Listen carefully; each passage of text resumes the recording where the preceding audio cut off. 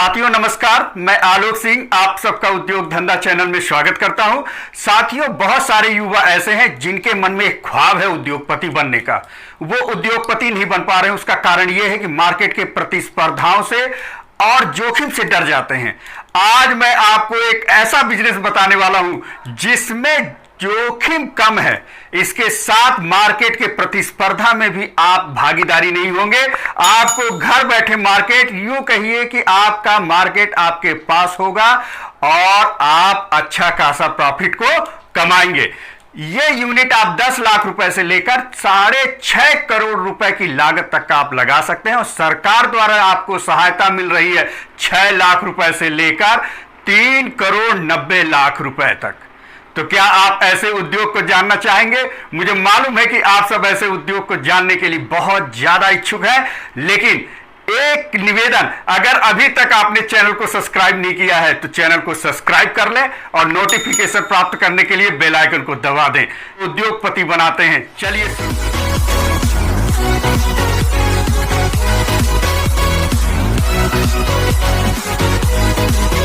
प्रधानमंत्री मत्स्य संपदा योजना के अंतर्गत एक योजना है जिसका नाम है फिश फीड मिल, मतलब मछली आहार लगाने की इकाई, मछली दाना लगाने की इकाई। आखिर इस इकाई को लगाना क्यों चाहिए? क्या हमें फायदा हो सकता है? क्या इस इकाई लगाने का भविष्य है? क्या इस पर एक आंकड़ा है, इस आंकड़े को हम जान लेते हैं। भारत मछली उत्पादक में दूसरे नंबर पे है विश्व में।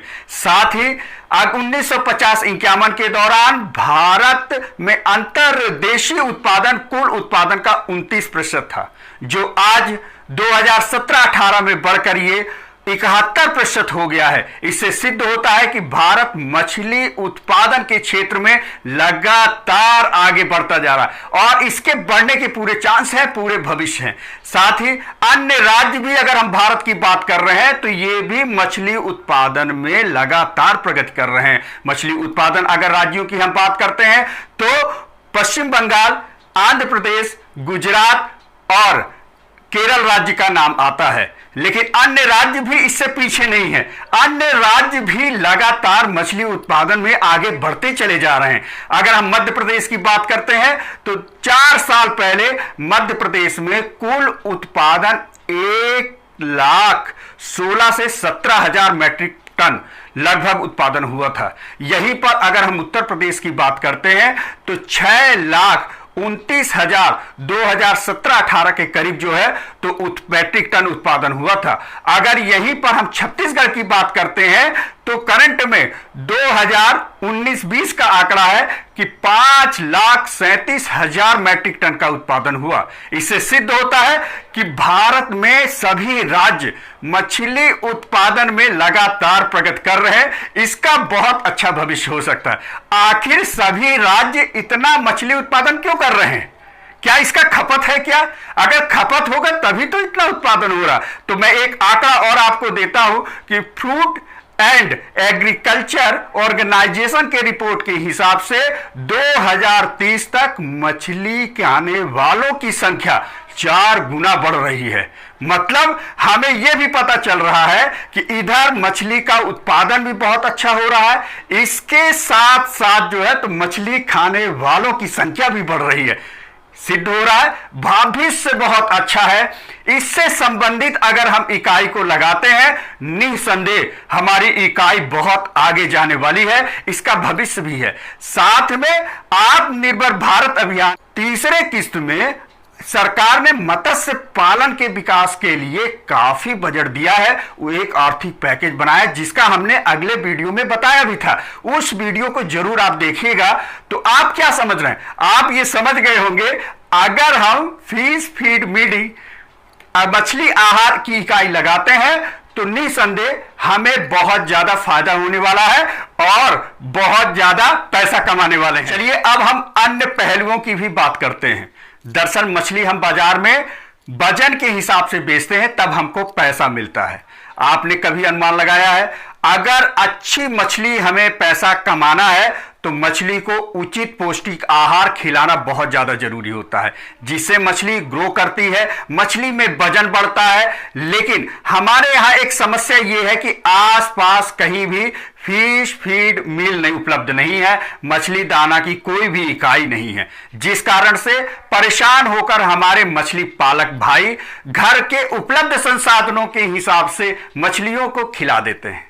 ऐसे में होता क्या है, अगर आप अपने आधार पर उपलब्ध संसाधनों को, जिसका कोई फार्मूला आपसे नहीं मालूम, आप मछलियों को खिला देते हैं तो मछलियां ग्रो नहीं करती। हमें देखने में लगता है लेकिन ना तो मछलियों में वजन बढ़ता है, और कम समय में मछली अगर बेहतर तरीके से बढ़ जाए वो भी नहीं हो पाता है।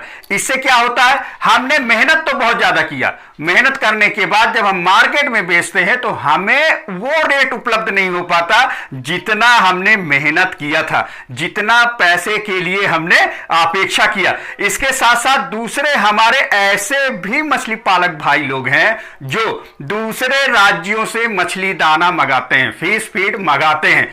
होता क्या है, दूसरे राज्यों से मंगाने वाले भाई लोग को इतना महंगा फिश फीड मिल जाता है कि मछलियों को खिलाने के बाद जितना प्रॉफिट उनको होना चाहिए उतना प्रॉफिट नहीं हो पाता। इतना मेहनत करने के बाद अगर हम दोनों पहलुओं को देखते हैं तो जो घर के उपलब्ध संसाधनों के आधार पर फिश फीड कराते हैं और जो दूसरे राज्यों से मंगाकर मछलियों को फिश फीड कराते हैं, दोनों व्यक्तियों को उतना फायदा नहीं हो पा रहा जितना फायदा होना चाहिए। नुकसान होता है क्योंकि हम मेहनत बहुत ज्यादा करते हैं और मेहनत के प्रतिफल में हमारे अगर मेन पावर लगे हुए हैं, हम लगातार काम कर रहे हैं, तो कहीं ना कहीं हमें अच्छा इनकम होना चाहिए। यह हमारे लिए एक समस्या है और इस समस्या के समाधान के लिए सरकार ने एक योजना चालू की जिसमें आप फिश फीड बिल लगा सकते हैं।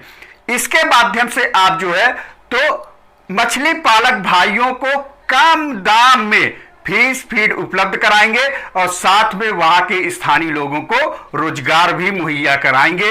शासन इस अपेक्षा के साथ आपको अनुदान राशि उपलब्ध कराती है और बहुत अच्छा अनुदान है।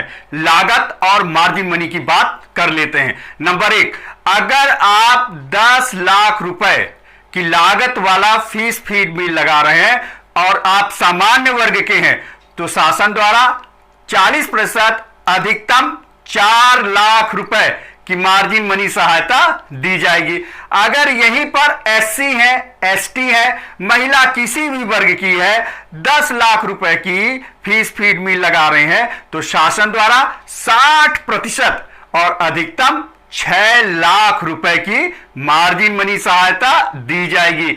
नंबर 2, अगर आप 2 टन प्रतिदिन क्षमता वाला फिश फीड मिल लगा रहे हैं जिसकी लागत 30 लाख रुपए की होगी, उसमें शासन द्वारा सामान्य वर्ग के व्यक्ति को 40% अधिकतम 12 लाख रुपए की मार्जिन मनी सहायता दी जाएगी। और यहीं पर अगर एससी है, एसटी है, महिला किसी भी वर्ग की है, अगर वो 2 टन प्रतिदिन क्षमता वाला फिश फीड मिल लगा रहे हैं तो 60% अधिकतम 18 लाख रुपए की मार्जिन मनी सहायता दी जाएगी। नंबर 3, अगर आप 8 टन प्रतिदिन क्षमता वाला फिश फीड मिल या मछली दाना की इकाई आप लगा रहे हैं, इसका उद्योग आप लगा रहे हैं, तो इसकी लागत होगी 1 करोड़ रुपए की। शासन द्वारा इस 1 करोड़ रुपए में से जो मार्जिन मनी सहायता दी जाएगी, सामान्य वर्ग के लिए 40%, अधिकतम 40 लाख रुपए की, और एससी है, एसटी है, महिला है, अगर इसको यूनिट को लगा रहे हैं तो शासन द्वारा 60%, अधिकतम 60 लाख रुपए की मार्जिन मनी सहायता दी जाएगी। नंबर 4, अगर आप 20 टन प्रतिदिन क्षमता वाला फिश फीड मिल लगा रहे हैं, यूं कहें तो मछली दाना की इकाई लगा रहे हैं, तो इसकी लागत होगी 2 करोड़ रुपए की, जिसमें शासन द्वारा सामान्य वर्ग के व्यक्ति हैं तो 40%, अधिकतम 80 लाख रुपए की मार्जिन मनी सहायता दी जाएगी। अगर यहीं पर एससी है, एसटी है, महिला है, किसी भी वर्ग की है, अगर वो लगा रही हैं तो शासन द्वारा 60% अधिकतम 1,20,00,000 रुपए की मार्जिन मनी सहायता दी जा रही है। कितना? 1,20,00,000।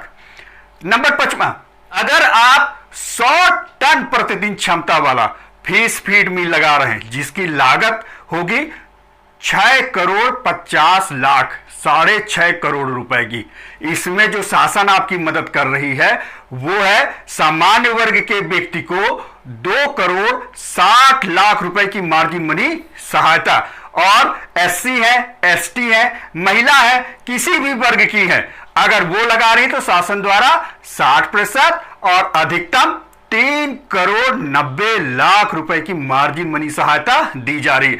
तो साथियों, मुझे लग रहा है कि आप इतना मार्जिन मनी अभी तक की योजनाओं में नहीं सुने होंगे। अच्छा मार्जिन मनी आपको उपलब्ध कराया जा रहा है। आप जरूर इस योजना का अच्छे तरीके से लाभ लीजिए। लेकिन आपको यह बता दूं, शासन ऐसा नहीं है कि मार्जिन मनी आपको उपलब्ध करा देती है। कुछ करने के लिए कुछ महत्वपूर्ण शर्तें भी होती हैं। उन शर्तों को भी जान लेना हमारे लिए बेहद जरूरी होता है, क्योंकि अगर हमें मार्जिन मनी प्राप्त करना है तो शासन के उन शर्तों का भी हमें पालन करना पड़ेगा। नंबर 1, आपका प्रोजेक्ट रिपोर्ट। दरअसल होता क्या है कि प्रोजेक्ट रिपोर्ट 2 प्रकार के बनते हैं। एक होता है आपका पीपीआर, एक होता है आपका डीपीआर। पीपीआर जो प्रोजेक्ट रिपोर्ट होता है वो हमारे छोटे छोटे उद्योग को लगाते समय हम उस रिपोर्ट को लगाते हैं। यह एक प्रारंभिक परियोजना रिपोर्ट या प्रारंभिक परियोजना प्रपत्र कह लीजिए होता है, जिसमें अनुमानित इकाई के लागत के बारे में हम बात करते हैं कि हमें इतना फायदा हो सकता है। यह एक अनुमानित होता है। लेकिन जब हम कोई बड़े उद्योग की बात करते हैं, बड़े उद्योग को लगाते हैं, तो शासन द्वारा यह कहा जाता है कि आप डीपीआर लगाइए। इसमें आपको डीपीआर लगाना है, जिसमें आपका लैंड, आपका प्लांट, आपके मेन पावर और मांग कितनी है, पूर्ति क्या है, प्रॉफिट क्या है, सारी चीजों का बृहद तरीके से आकलन प्रस्तुत करना होता है। जब आप डीपीआर बनवाइएगा तो किसी अनुभवी व्यक्ति के सलाह पर ही बनवाइएगा।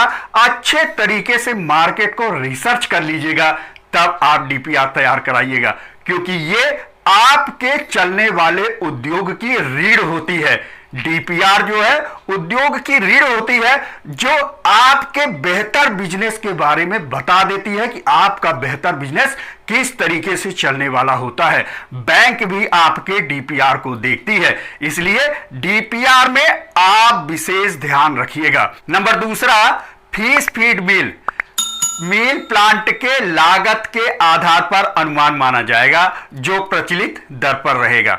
नंबर 3, आपके पास खुद की जमीन होनी चाहिए। अगर आपके पास खुद की जमीन नहीं है तो आप 10 साल के लीज पर लेंगे, अनुबंध करा लेंगे।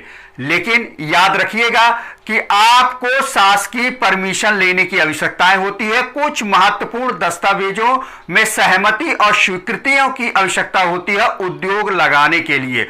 उसका बाकायदे मैंने एक वीडियो बना रखा है, इकाई स्थापना के द्वितीय चरण, या आप कहिए तो महत्वपूर्ण दस्तावेजों की जानकारी, उसको जरूर देखिएगा, क्योंकि बड़े उद्योग जब हम लगाते हैं तो हमें कहीं ना कहीं सहमति विभागों की स्वीकृतियां लेने की आवश्यकताएं होती हैं। नंबर 3, एससी, एसटी, लघु सीमांत और महिलाओं के लिए ये उद्योग लगाने के लिए प्राथमिकता दी जाती है, प्राथमिकता का एक आधार है। नंबर 4, आप जो इकाई लगाएंगे, आपका जो फिश फीड मिल होगा, उसके बाहर शासन का एक बोर्ड आप जरूर लगाएंगे, जिसमें योजना का नाम, मंत्रालय का नाम, कहां से आपने वित्तीय सहायता प्राप्त किया है, कितना आपने प्राप्त किया है, इसका जरूर आप विवरण रखेंगे। अगले पॉइंट की मैं बात करता हूं। शासन आपके विपणन और प्रबंधन की जिम्मेदारी नहीं लेता, इसकी सारी जिम्मेदारी आपकी होगी। अगला पॉइंट है, आपका फिश फीड मिल बेहतर कुशल संचालन के साथ होना चाहिए, मैनेजमेंट आपका बहुत अच्छा होना चाहिए। इसके साथ साथ आप जो फिश फीड मिल बनाएंगे वो गुणवत्ता युक्त बनाएंगे। ऐसा नहीं कि आप कुछ भी बना लें, बेहतर गुणवत्ता युक्त होगा और मछली पालकों को आप उचित रेट पर उपलब्ध कराएंगे। शासन आपको इसीलिए अनुदान दे रही है कि आप एक सही रेट उपलब्ध कराएं। मैंने आपको एक सामान्य शर्तें जो शासन के हैं उनके बारे में आपको बता दिया है।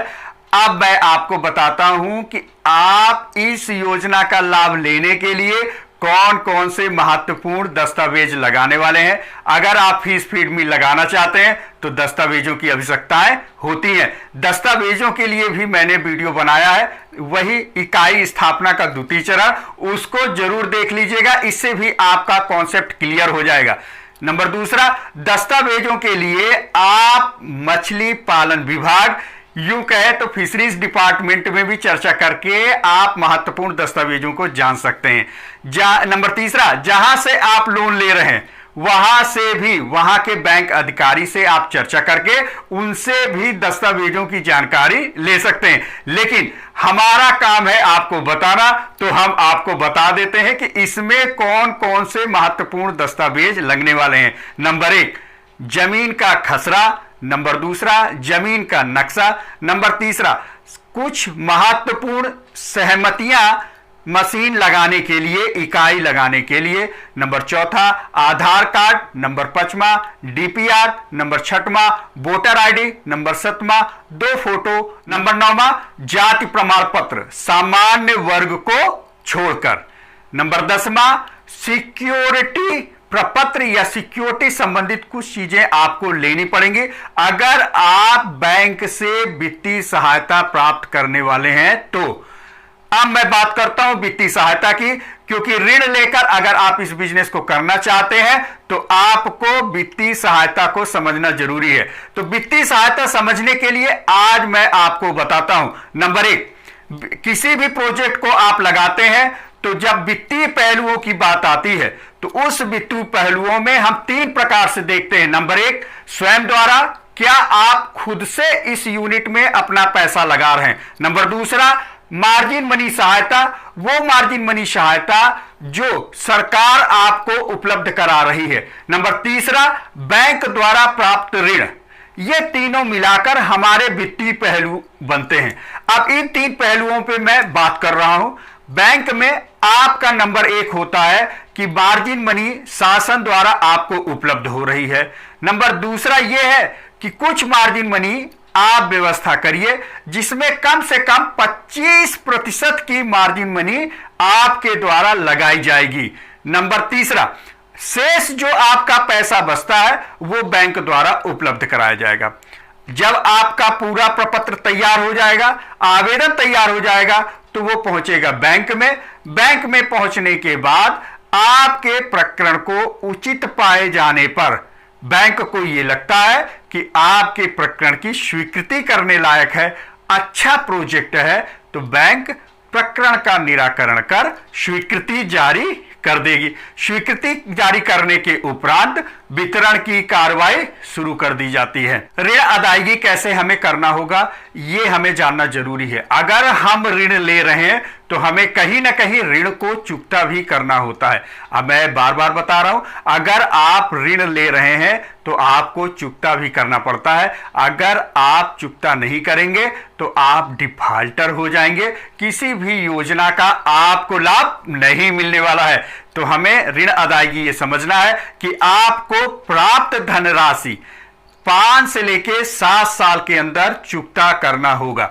अब मैं बात करता हूं पात्रता को लेकर कि इस योजना के लिए कौन कौन व्यक्ति पात्र है। नंबर 1, कोई भी व्यक्ति मत्स्य कृषक किसी भी वर्ग का होगा वो इस योजना का लाभ ले लेगा। नंबर दूसरा, SC ST महिला किसी भी वर्ग की हो, लघु और सीमांत कृषकों को इस इकाई को लगाने के लिए प्राथमिकता दी जाएगी। नंबर तीसरा, भारत का कोई भी व्यक्ति हो जिसकी उम्र 18 साल से ऊपर हो इस योजना का लाभ ले सकता है। नंबर चौथा, अगर आप किसी भी राष्ट्रीयकृत बैंक, वित्तीय संस्था या सहकारी संस्था के डिफॉल्टर हैं, आपने ऋण लिया है और आपने ऋण अदायगी नहीं किया है, आपको बैंक द्वारा डिफाल्टर घोषित कर दिया गया है, तो आप ये मानिए कि आप इस योजना का लाभ नहीं ले पाएंगे। एक छोटी सी समझाइश मैं जरूर आपको देना चाह रहा हूं। जब आप ये इकाई लगाइएगा तो अपने जिले में ये देखिएगा कि कितना मछली का उत्पादन होता है, क्योंकि जब आप इकाई लगाएंगे तो उत्पादन जानना आपके लिए बहुत ज्यादा जरूरी है। दूसरा आंकड़ा ये देखिएगा कि आपके निजी मछली उत्पादक कितने लोग हैं। नंबर तीसरा, संभाग में मछली का कुल कितना उत्पादन होता है, पूरे जिलों को मिलाकर संभाग, और संभाग से आपका पता चलेगा कि संभाग लेवल पर इतना मछली का उत्पादन होता है, इतने निजी मछली पालक लोग हैं। आपको यह समझना होगा, अगर आप स्टेट तक जा रहे हैं तो स्टेट का भी आंकड़ा आपके पास होना चाहिए। इससे आपको यह समझ में आएगा कितने टन वाला इकाई आपको लगाने की आवश्यकता है, जिससे आपको फायदा हो। कभी कभी क्या होता है कि हमें अपनी क्षमता को जानना और इकाई के क्षमता को जानना बहुत ज्यादा जरूरी होता है।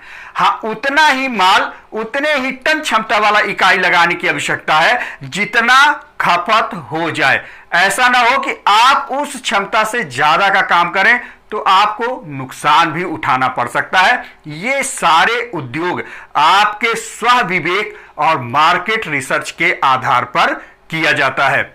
आधिकारिक जानकारी, अधिक जानकारी और आवेदन करने के लिए आप अपने जिले के असिस्टेंट डायरेक्टर फिशरीज डिपार्टमेंट से संपर्क करेंगे, क्योंकि साथियों कम समय होता है तो हम बहुत सारी चीजों को कवर नहीं कर पाते हैं। आप उनसे चर्चा करिएगा। इसके साथ एक और बात मैं बताना चाह रहा हूं कि पार्ट 2 बनाने की मेरी इच्छा है, अगर आप चाहेंगे तो, जिसमें कच्चा माल, मशीनरी, अलग अलग मछलियों के अलग अलग फार्मूले होते हैं। जब हम पौष्टिक आहार को बनाते हैं तो आपकी इच्छा होगी तो इसको मैं बताऊंगा। साथ में उद्योग लगाने में कौन कौन से सावधानियों की हमें जरूरत होती है, ये पार्ट 2 होगा। आप कमेंट करेंगे कि आपको जरूरत है तो उस जरूरत के आधार पर बनाया जाएगा।